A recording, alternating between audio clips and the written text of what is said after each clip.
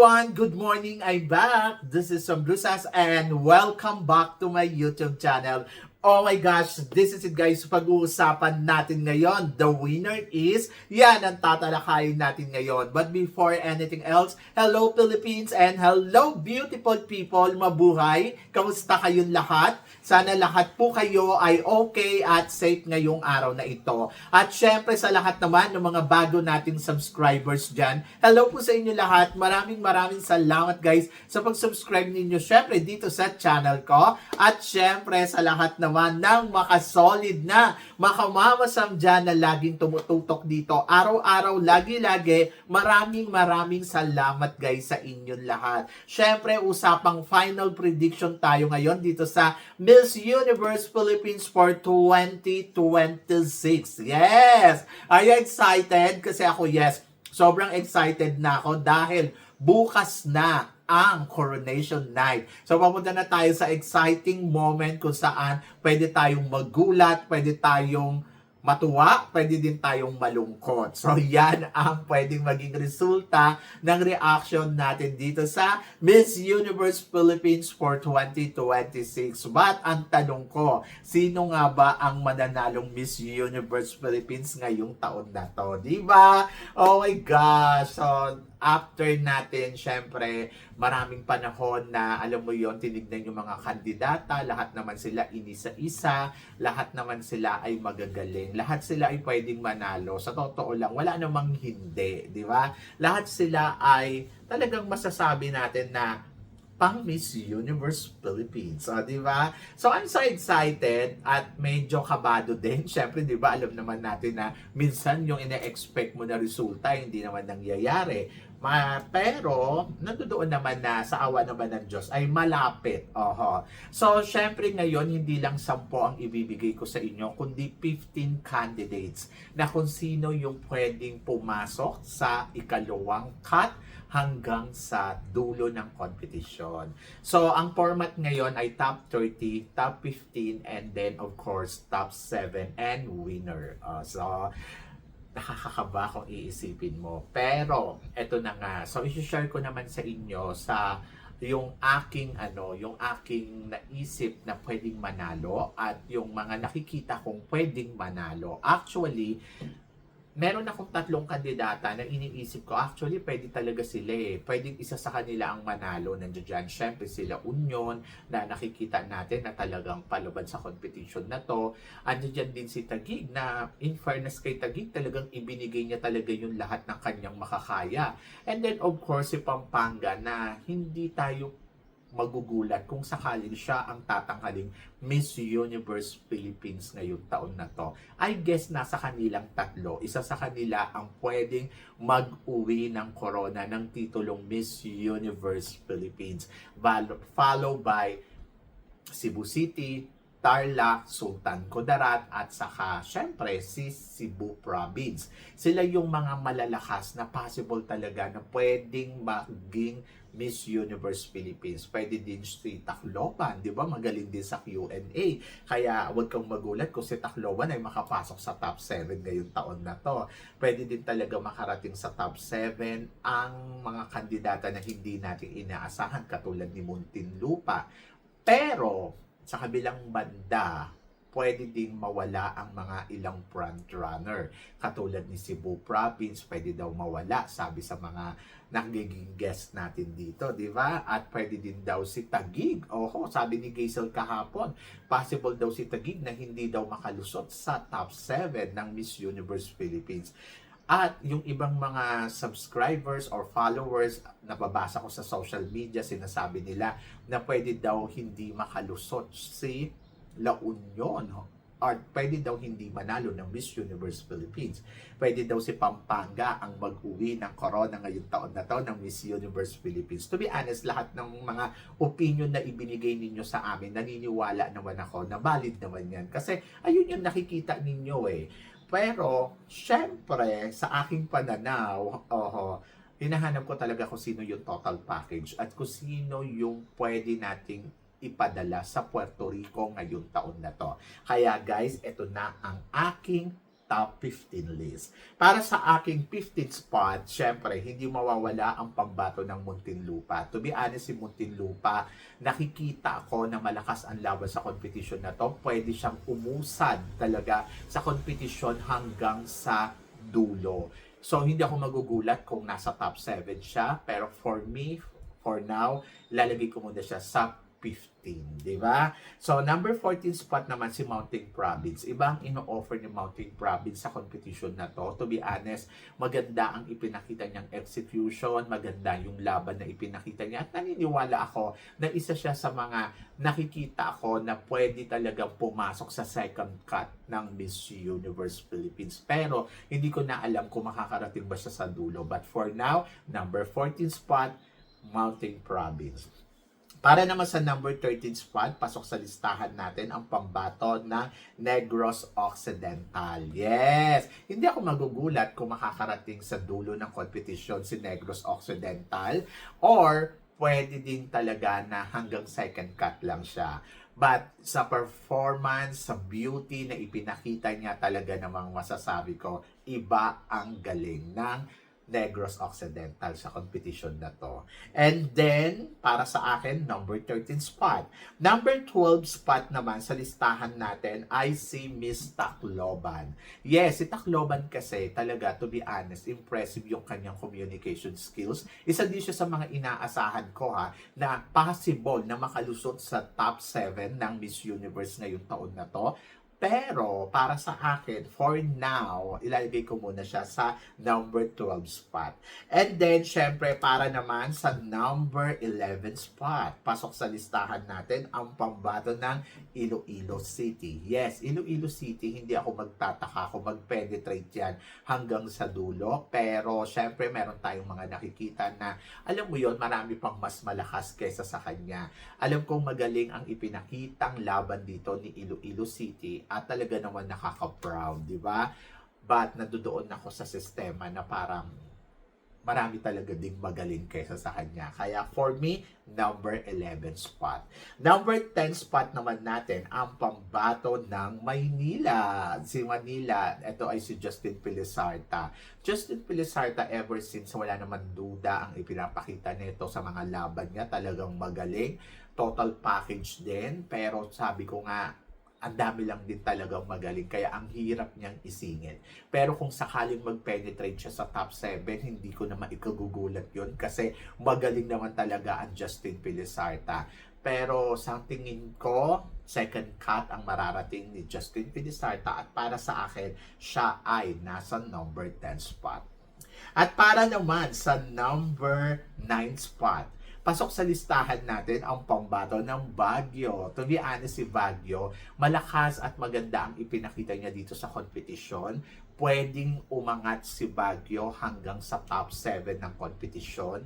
Hindi ko yun ikagugulat kasi magaling ang communications ni Baguio. But depende sa magiging hurado, depende sa mga judges talaga na uupo kung magugustuhan nila ang magiging atake ni Baguio sa coronation. And then, si Baguio pwedeng mag-penetrate talaga ng top 7. Pero pwede din naman na hanggang dito lang siya sa first, sa second cut. Kasi, sa mga nakikita ko, ang dami din talagang pwedeng makasingit sa kanya. Ang daming mga magaganda na kandidata na iba din yung ipinapakita. Kaya, para sa akin, Baguio is number 9 spot. Para naman sa number 8 spot, pasok sa listahan natin ang pambato ng Sultan Kudarat.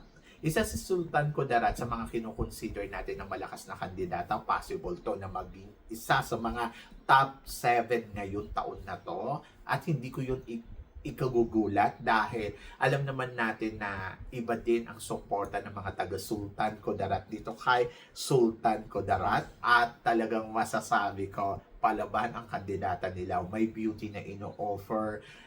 But sigurado akong makakarating siya sa second cut pero hindi ko lang alam kung papasok siya sa top 7. Pero kung sakaling mangyayari yon, alam mo naman na pwede nating asahan talaga na makarating siya sa top 7.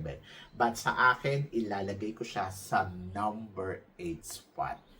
Para naman sa number 7 spot, pasok sa listahan natin ang pambato ng Cebu Province. Yes, si Cebu Province maraming nag-aalinlangan sa kanya na maraming nga nagsasabi na possible talaga na hindi na makaabot ito si Cebu Province dito sa top 7. Tapos pwedeng si Sultan Kudarat ang makarating sa top 7 or si Muntinlupa. More than daw dito kay Cebu Province. To be honest, performance ay talagang nakikita natin na nagpe-perform siya. At yung kung pag-uusapan naman natin ang communication skills niya, ay yun yung nakikita ko nagiging problema sa kanya kasi medyo parang nagkakaroon siya ng taranta moment. So, parang feeling ko na pe-pressured siya. But kung makukuha niya maging relax sa gabi ng coronation night, ay kaya niya mag-penetrate hanggang sa top 7 ng Miss Universe Philippines. And then, pwede din siyang manalo ng Miss Universe Philippines na hindi mo inaasahan. So, para sa akin, Cebu Province, number 7 spot. Number 6 spots naman natin, syempre, ang pambato ng Tarlac. Maaaring yes, si Tarlac ay malusutan ng ibang candidates pagdating sa communication skills dahil alam naman natin na marami din talagang pwedeng mag-penetrate. Like example, Baguio. Baguio nilagay natin sa number 9 pero pwede itong umangat ng 7 kung sakali mag-penetrate siya pagdating sa Q&A at matanggal niya si Tarlac. Sa totoo lang. Pero kumpiyansa din ako kay Tarlac na alam mo yon, iba yung ipinapakitang aura, iba yung pinapakitang ganda talaga at yung magpe-perform siya sakali man sa gabi ng coronation night, hindi ako magugulat kung isa siya sa mga makakapasok sa top 7 dahil isa siya sa mga kinukonsider kong beauty queen materials na talagang masasabi mo namang may ibubuga. Ang ganda. Pero ang tanong, makapalo kaya ang com skills niya sa competition na to? Yan yung aabangan natin sa coronation night. And for now, para sa akin, number 6 spot, si Tarlac. Para naman sa number 5 spot, Laguna. Nakikita ko si Laguna ang isa sa mga pwedeng maging dark horse candidate sa competition ng Miss Universe Philippines. Hindi ako magugulat kung kokoronahan siyang Miss Universe Philippines dahil nakita naman natin yung galawan niya sa prelims ay talagang ibinibigay niya ang lahat. Sa lahat ng aspeto, pa swimsuit, pa Q&A, at saka syempre sa evening gown. So, kumpiyansa ako na ang performance ni Tarlac ay isa sa mga solid na performance na ipinakita niya dito sa Miss Universe Philippines. At umaasa ako bukas ng gabi ay magpe-penetrate siya ng bonggang-bongga. Kaya para sa akin, kumpiyansa ako, number 5 spot, Laguna. And then, of course, hindi rin ako magtataka kung makakarating at makaka-penetrate ito ng bonggang-bongga para sa number 4 spot or more. Ito ay wala ng iba ang pambato ng Cebu City na si April Smith. Alam naman natin ang galawan ni April Smith ay talagang 100% na ibinibigay niya at naloloka ako sa ipinapakita niyang performance talaga. So, kung performance level ang pag-uusapan, kaya niya mag-penetrate. Kaya niya rin mag-Q&A. So, kaya niyang maitawid ang lahat ng aspeto ng kompetisyon.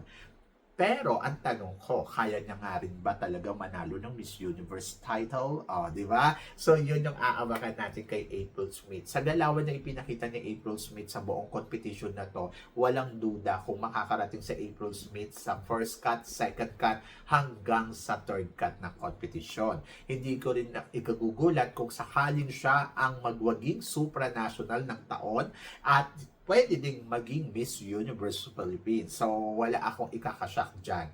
Kumbaga, parang nakita natin na nag-perform, ibinigay niya yung best niya. Kaya para sa akin, ay talaga naman nagagalingan ako kay Cebu City at nilagay ko siya sa number 4 spot.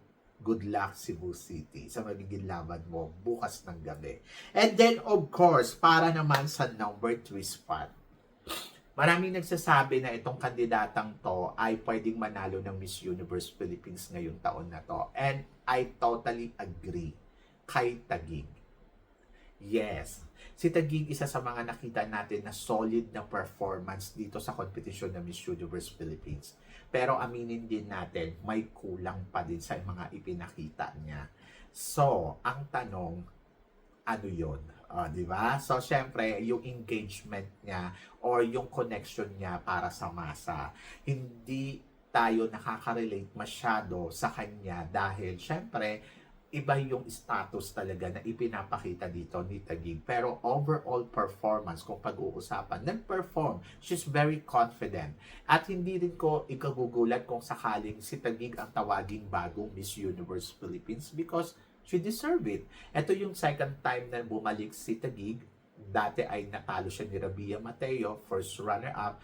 Pero naniniwala ako na pwede din talagang ikatagumpay ito ni Taguig ngayong taon na to. Medyo mahirap at talagang medyo masakit sa puso ko na ilagay si Taguig sa number 3 spot. But, depende na yan kay Taguig kung paano niya ipapanalo to. Tulad nga na sinabi ko, for now, you are number 3 para sa akin, pero naniniwala ako, you did well. Kaya lang may nakikita din kasi akong ibang kandidata na pwedeng mag-penetrate sa kanya ng bonggang-bongga. Kaya for now, steady ko muna siya sa number 3 and possible will be the next Miss Universe Philippines. Depende na yan sa laro niya. And of course, I pray all the best para kay Taguig. Naiiyak ako. Kasi parang feeling ko, sa kanyang pagbabalik, ibinigay niya yung best niya. And naniniwala ako na gagawin niya yung lahat ng makakaya niya bukas para sa mga humahanga sa kanya at naniniwala. At sa mga tao naman na sumusuporta kay Taguig, don't worry. Kahit ilagay ko siya sa number 3 spot, naniniwala ako na kaya niya rin manalo. At let's see the result. Diba? So yun, so wish all the best talaga for Taguig. I love Taguig, but I saw someone na pwede talagang maging Miss Universe Philippines. And good luck kay Taguig. Wish all the best. I hope na sana matagumpayan mo ang laban mo dito sa Miss Universe Philippines. You are one of my favorite candidates. Di ba? So, yan. And then, of course, hindi rin mawawala sa number 2 spot natin, syempre, ang pambato ng Pampanga. To be honest, kung kay Taguig over Pampanga, alam natin na kayang mag-penetrate ng more ni Taguig, especially in communication skills. But cannot deny, yung beauty ni Pampanga ay pwede din nating sabihin na she will be the next Miss Universe Philippines. So ayoko naman maging unfair sa mga taga-Pampanga na nakikita naman natin talaga yung totoong ganda ni Pampanga at may height at nakakapag-perform din. Yes, maaaring kulang, hindi perfecto, pero hindi rin natin talaga madidinay na possible talaga na siya ang maging next Miss Universe Philippines. To be honest, isa din siya sa mga pwede kong talagang sabihin sa inyo na hindi imposible na siya ang manalo bukas ng gabi. So kung mananalo siya, hindi ko ikagugulat yon. Pero kung mawawala siya sa top 7, hindi ko rin ikagugulat yon. Kasi may mga aspeto kasi yung ibang kandidata na wala siya at very strong and confident din naman talaga yung ibang kandidata. Hindi ko sinasabing hindi siya magaling. Pero ang sinasabi ko, pwede niyang mapataob ang lahat sa paraan na alam niya.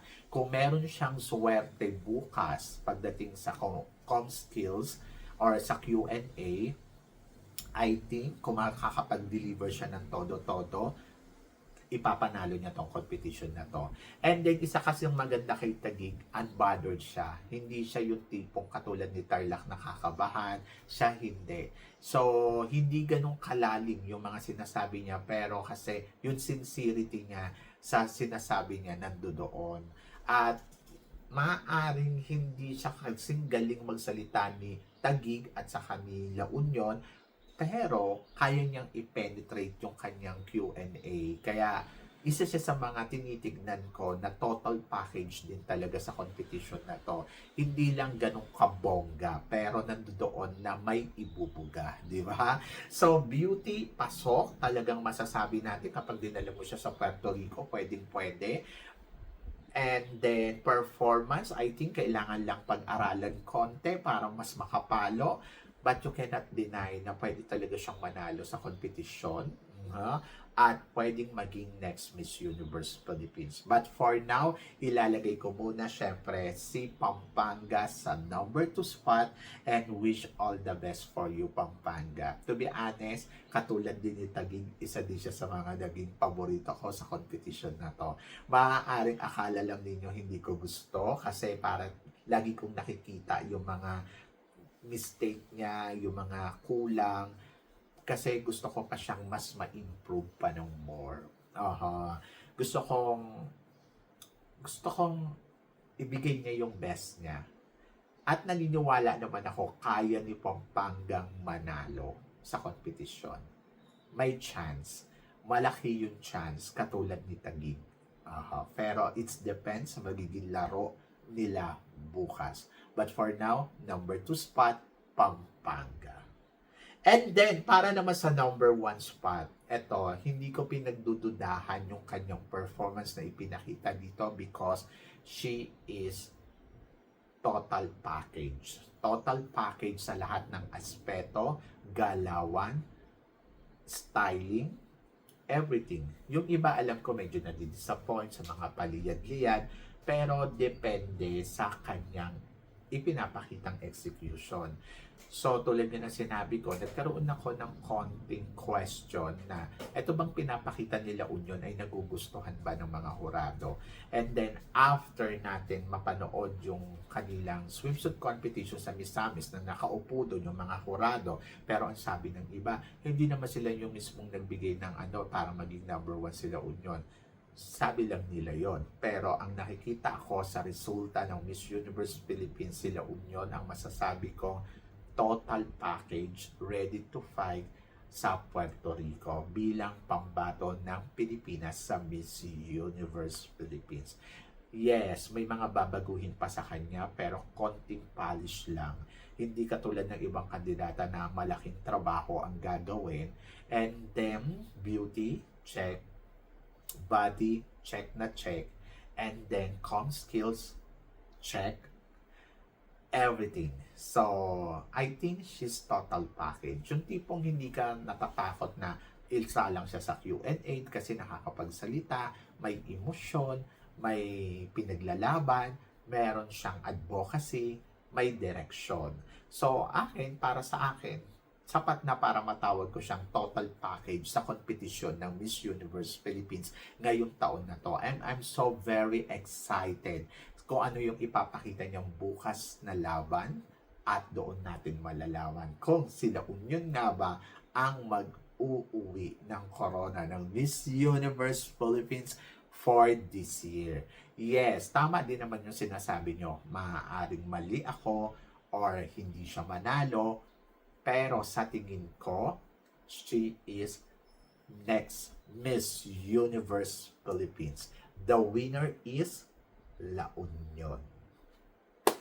So, yan ang aking final prediction para sa laban na to ng Miss Universe Philippines 2026. Congratulations sa 50 candidates or 51 candidates na nag-join dito. Especially Imelda, congratulations. Dahil hindi mo man natapos yung laban ng Miss Universe Philippines, pero naniniwala ako na isa kang magaling na kandidata. And then, of course, sa competition na to, lahat ng mga girls na nagkukumpit ay talaga naman, you did well. And congratulations and salamat sa inyo. Salamat sa inyo sa ipinakita ninyong galing laban sa competition na to. At mas nakilala namin kayo ng husto. And then of course, gusto ko rin pasalamatan yung mga syempre, followers natin dito sa SB Crown. Kung sino man kayo, maraming salamat. Syempre, at tinutukan ninyo ako sa season ng Miss Universe Philippines 2026. Salamat sa tiwala, sa mga